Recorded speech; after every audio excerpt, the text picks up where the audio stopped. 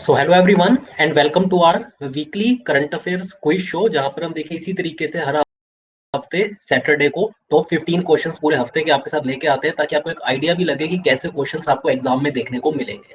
चाहे देखिए किसी भी कॉम्पिटिटिव एग्जाम की प्रिपरेशन कर रहे हो, चाहे मैं बात करूं एसएससी, रेलवे, बैंकिंग या इंश्योरेंस एग्जाम्स की, जैसे आपको पता है अभी रिसेंटली एसबीआई पीओ की नोटिफिकेशन आउट हुई है, इसके अलावा एसएससी सीएचएसएल एग्जाम के, तो आपके एग्जाम्स आगे लाइंड अप है। तो आप कोशिश करें करा करें 10 से 12 मिनट का ही हमारा ये सेशन रहता है मंडे टू फ्राइडे, तो हम डिटेल में डिस्कस करते ही हैं, जबकि सैटरडे को इसी तरीके से क्विज के फॉर्म में यानी एमसीक्यू वाइज डिस्कस करते हैं। तो आपको करना क्या है, सिंपली हमारे इस यूट्यूब चैनल को सब्सक्राइब करना है और साथ ही साथ नोटिफिकेशन बेल भी प्रेस कर देंगे, तो आपके पास हमारी सारी वीडियोस का जो है वो अपडेट भी लगातार मिलता रहेगा। तो चलिए स्टार्ट करते हैं एक एक करके, और आपको एंड में मेरे को बताना है कि आपके आउट ऑफ 15 क्वेश्चंस कितने आंसर्स करेक्ट रहे। ठीक, सो आपको स्क्रीन पे दिखाई दे रहा होगा, तो आप मेरे को कमेंट करके बताते रहिएगा या इन द एंड आप मेरे को बता दीजिएगा। So who has been sworn in as the first woman deputy chief minister of Bihar. तो आपको पता है देखिए, भी जो शपथ ग्रहण समारोह हुआ था बिहार के अंदर, उसमें 7वीं बार जो है नीतीश कुमार जी ने जो है चीफ मिनिस्टर के तौर पर शपथ लिया है। लेकिन आपको ये बताना है कि who has been sworn in as the first woman deputy chief minister of Bihar. तो पहली deputy chief minister of Bihar की शपथ किसने लिया इनमें से? रेणु देवी, ज्योति देवी, स्वर्णा सिंह या कविता देवी? तो इसका जो देखिए करेक्ट आंसर है वो ए ऑप्शन है, यानी रेणु देवी ने जो है शपथ ली है as deputy chief minister of Bihar, और ये पहली वुमेन डिप्टी चीफ मिनिस्टर बनी है बिहार के अंदर। तो इसलिए इंपॉर्टेंट भी है, इसे आप नोट डाउन कर लें। और मैंने आपको चीफ मिनिस्टर के तौर पे तो बताया ही कि 7वीं बार जो है नीतीश कुमार जी ने जो है शपथ ली है। चलिए और आप इंपॉर्टेंट की पॉइंट्स को नोट डाउन भी करते चलिए। अगला है when is national press day observed. Press आपको पता है मीडिया, तो हम किस दिन इसे ऑब्जर्व करते हैं? 15th of November, 16th of November, 17th या 18th ऑफ नवंबर? तो प्रेस आपको पता है मतलब एक फ्री एंड फेयर मीडिया हो, इसके लिए जो है जहाँ पे कोई पॉलिटिकल प्रेशर ना हो, जिस मतलब मीडिया पे, इसीलिए इसे हाईलाइट करने के लिए जो है ये डे हम ऑब्जर्व करते हैं 16th ऑफ नवंबर को। ठीक है, बी ऑप्शन इसका करेक्ट है, 16th ऑफ नवंबर को हम ये डे ऑब्जर्व करते हैं, तो इसे भी आप नोट डाउन कर लें। नेक्स्ट है क्वेश्चन नंबर 3, DIPAM जो है उसने भी हाल ही में एक डील साइन की है, किस ऑर्गेनाइजेशन के साथ, किस इंटरनेशनल ऑर्गेनाइजेशन के साथ? ये आपको बताना है, to provide advisory services for asset monetisation. क्या वो एडीबी है, AIIB है, IMF है या वर्ल्ड बैंक है? तो इसका जो देखिए करेक्ट आंसर है वो है डी ऑप्शन, यानी वर्ल्ड बैंक के साथ जो है ये MOU साइन किया है DIPAM।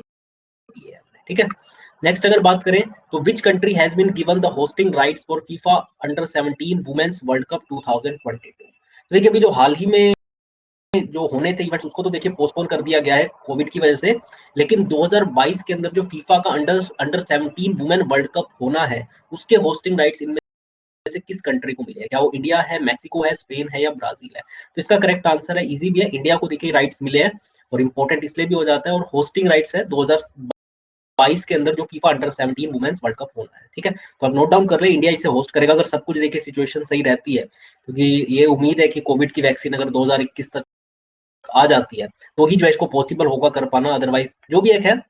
बट अभी के लिए आप इसे नोट डाउन कर ले, शेड्यूल्ड है 2022 के अंदर ये इवेंट।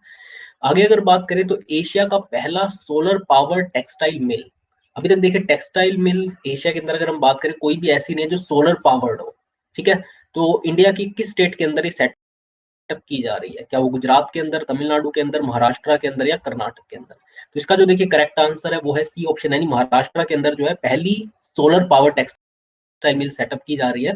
और ठीक है, और आपको तो इंडिया बहुत ज्यादा इन्वेस्टमेंट कर भी रहा है सोलर एनर्जी पर, और ये एक तरीके से हम कह सकते हैं आगे का फ्यूचर भी है, क्योंकि जो फॉसिल फ्यूल्स है जैसे कोल, पेट्रोलियम, गैस, ये सारे तो देखिए कुछ टाइम के बाद ये आपको पता है ओवर हो ही जाएंगे, क्योंकि लिमिटेड क्वांटिटी में अवेलेबल है, और इससे देखिए आपको पता है जो एनवायरमेंट है, ग्लोबल वार्मिंग वो भी बहुत ज्यादा होती है, तो इसलिए ये एक अच्छा और क्लीन एनर्जी सोर्स है ये सोलर एनर्जी। तो इसको कोशिश की जा रही है लगातार इसको और प्रमोट करने की इंडिया के अंदर, और जो है महाराष्ट्र के अंदर पहला इस तरीके से solar power textile mill setup की जा रहा है।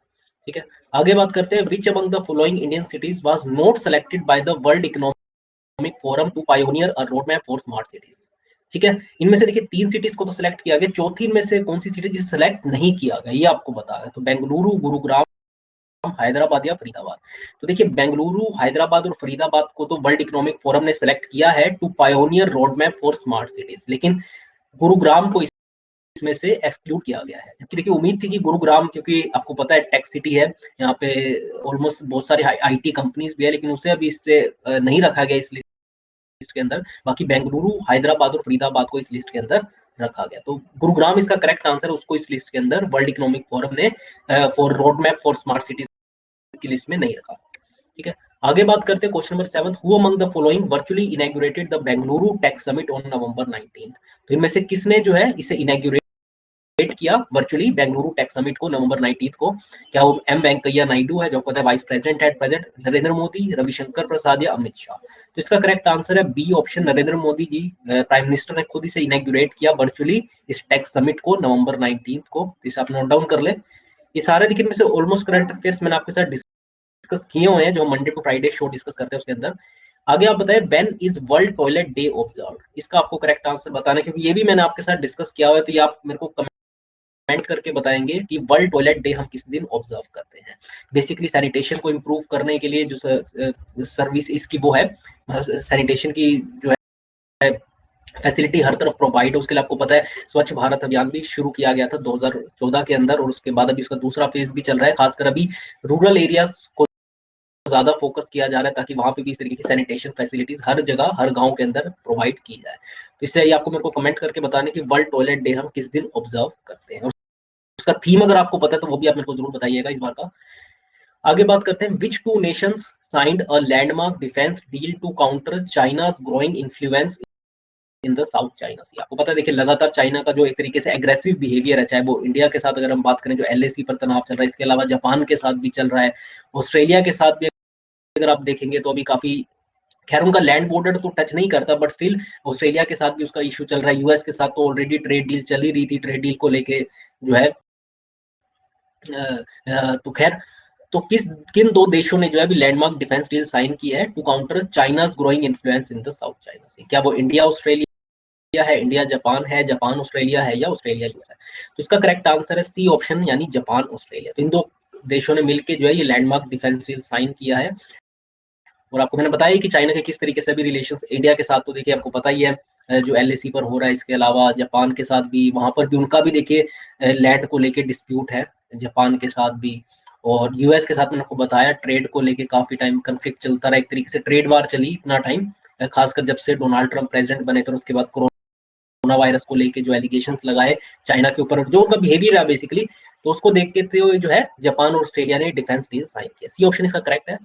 आगे बात पीएम नरेंद्र मोदी ने हाल ही में अभी एक stand alone summit in 2 decades जो है कंडक्ट किया है with which Nations prime minister? यानी पिछले 20 सालों में पहली बार जो है 1-to-1 वर्चुअली समिट इनमें से किन के साथ किया है पीएम मोदी ने? क्या मैक्सिको, अर्मेनिया, यूक्रेन या लग्जमबर्ग?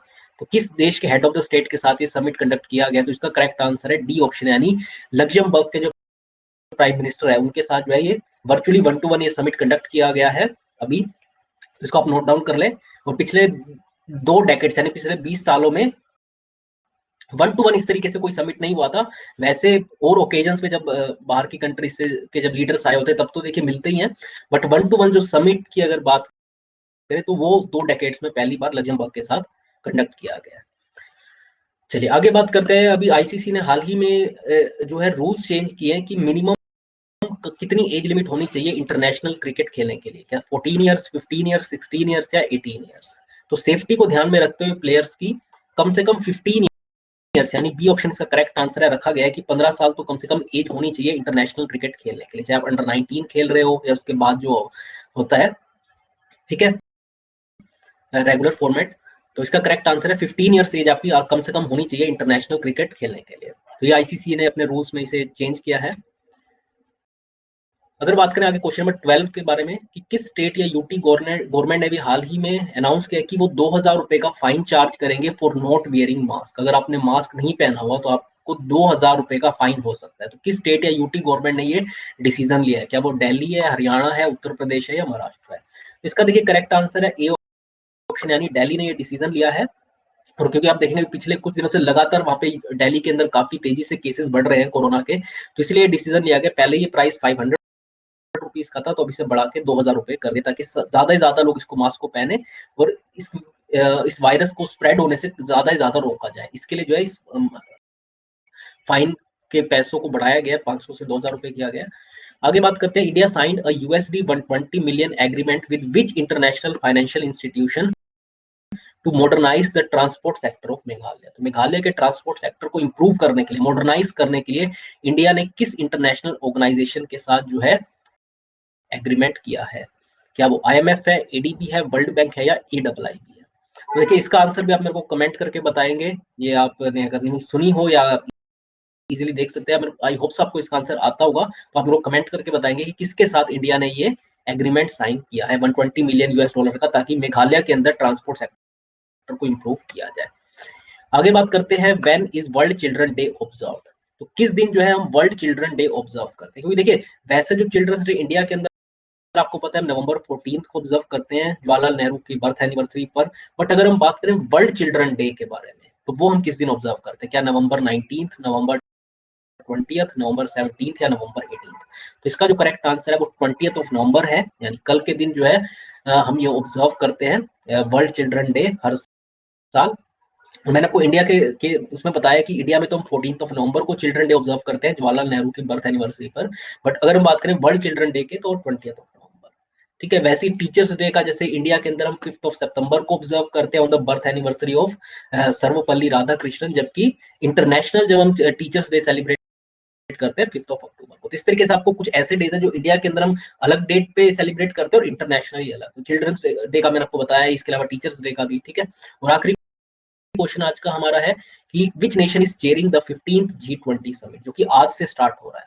ठीक है, इसमें PM मोदी भी पार्टिसिपेट करेंगे। क्या वो अर्जेंटीना है, फ्रांस है, जापान है या सऊदी अरेबिया है? तो इसका करेक्ट आंसर है डी ऑप्शन, सऊदी अरेबिया, क्योंकि अभी जो इसकी होस्टिंग के जो राइट्स है एक तरीके से चेयरमैनशिप जो है वो सऊदी अरेबिया को मिली हुई है, जो कि अब आगे किसको मिल जाएगी 1 दिसंबर से मोस्ट प्रोबेबली इटली को। ठीक है ना, तो अभी जो है पिछले आप देखेंगे, क्योंकि इससे पहला भी जो G20 का भी समिट हुआ था उसे भी सऊदी अरेबिया ने होस्ट किया था। तो इसका करेक्ट आंसर है डी ऑप्शन, सऊदी अरेबिया, और अगली इसकी चेयरमैनशिप किसे मिलेगी? इटली को। ठीक है, चलिए तो ये थे आज के हमारे टॉप 15 करंट अफेयर्स के क्वेश्चन, जो कि पिछले पूरे हफ्ते मंडे टू लेके सैटरडे से मैं आपके लिए लेके आया हूँ। ठीक है, आपके कितने अब आंसर्स करेक्ट रहे ये आप मेरे को कमेंट करके बताएं। ठीक है, अगर आपको कोई डाउट है वो भी आप पूछ सकते हैं, कोई आपको और ज्यादा डिटेल में किसी करंट अफेयर की अपडेट चाहिए हो तो आप हमारी वेबसाइट भी विजिट कर सकते हैं takshilalearning.com। वहां पर हम डिटेल में रोज करंट अफेयर अपडेट करते हैं। इसके अलावा अगर आप बैंकिंग, SSC, रेलवे एग्जाम की प्रिपरेशन कर रहे हैं तो आप हमारा कोर्स भी परचेज कर सकते हैं 6 मंथ्स 12 मंथ्स ड्यूरेशन के लिए, जिसमें आपको पूरा रिकॉर्डेड कोर्स तो मिलता है। इसके अलावा हर रोज जो है आपकी लाइव क्लासेस भी कंडक्ट की जाती है। इसके अलावा टेस्ट सीरीज, ई बुक्स, ये सब आपको मिलता है। तो इसके लिए वेबसाइट विजिट करें और हमारे इस यूट्यूब चैनल को भी सब्सक्राइब करें। तो आज की इस वीडियो में इतना ही फ्रेंड्स, थैंक्स अ लॉट।